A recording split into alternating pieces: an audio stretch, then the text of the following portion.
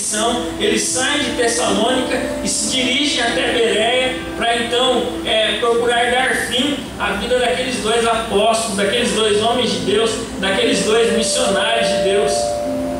E aqui no capítulo 17, o texto que nós lemos, nós vimos que Paulo então, após os irmãos de Tessalônica procurarem matá-lo na cidade de Bereia, Paulo então é colocado dentro de um barco e é enviado imediatamente. Ele sai corrido, ele sai fugido da cidade de Bereia e imediatamente ele se dirige para a cidade de Atenas, simplesmente para fugir daqueles irmãos de Bereia.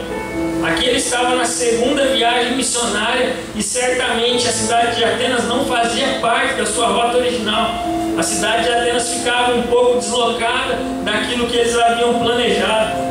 Mas Paulo então desembarca na cidade de Atenas, então começa aquilo que nós chamamos de uma das coisas mais preciosas que uma pessoa pode fazer, que é pregar a palavra de Deus. Aleluia. Amém.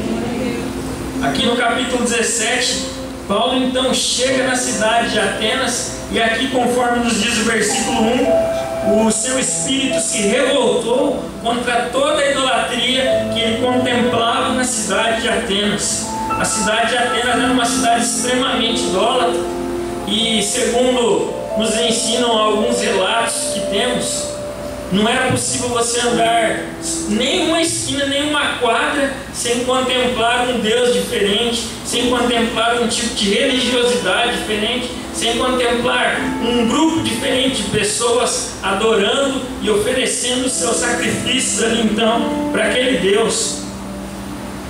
A cidade de Atenas era o centro filosófico e intelectual daquela época, já que cerca de 400 e poucos anos antes de Paulo haviam passado por ali os grandes filósofos como Aristóteles, Platão, Sócrates, e eles tinham então desenvolvido todo o seu trabalho ali, toda a sua cultura, a sua filosofia ali na cidade de Atenas. E Atenas então era a cidade, intelectualmente falando, mais importante daquela época. Já tinha perdido um pouco da sua influência política, mas intelectualmente ela se fazia então de grande importância ali naquele lugar. Então o apóstolo Paulo se dirige então para o local mais conhecido daquela cidade, que é o chamado Areópago, que é onde costumavam discutir os filósofos, discutir toda a sua filosofia, falar a respeito daquilo que lhes eram convenientes e etc. e tal. Os gregos eram muito hábeis na filosofia e eles também eram pessoas muito estudadas, muito conhecedoras. Eles dedicavam a maior parte da sua vida somente a estudar as suas filosofias, somente a estudar aquilo que lhes interessava. Eles nem sequer trabalhavam. Quem trabalhavam para eles eram os escravos. Eles simplesmente ocupavam todo o seu dia de pensar, ler, filosofar, exercitar a sua intelectualidade e debater, fazer debates lá no Areópago. Era simplesmente o que os gregos daquela época faziam, mais especificamente os atenienses. E o versículo 18 do texto lido nos fala de duas classes de filósofos, que são os epicureus e os estoicos. Os epicureus acreditavam que a principal razão da vida consistia no prazer, e que o prazer, segundo a sua crença, ele deveria ser buscado acima de qualquer coisa. Uma vida feliz, uma vida tranquila, uma vida sem qualquer tipo de sofrimento é o que valia a pena na concepção e na filosofia dos epicureus. Livre do medo, livre da dor, livre de tragédias e livre de qualquer coisa que pudesse tirar a sua alegria. E também tinha uma outra classe de filósofos, que eram os estoicos. Os estoicos acreditavam que Deus era a alma do mundo, que Deus então, segundo eles, Deus de certa maneira era uma parte daquilo que ele havia criado.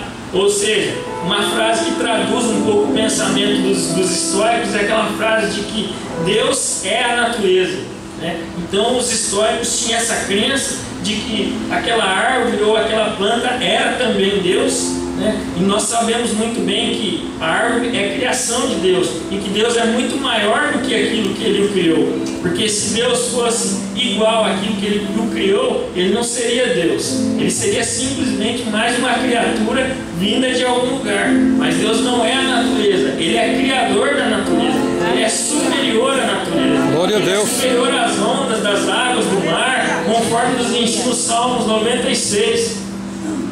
Então os históricos, eles tinham essa crença muito diferente do que a Bíblia nos ensina, e eles acreditavam que Deus era a natureza.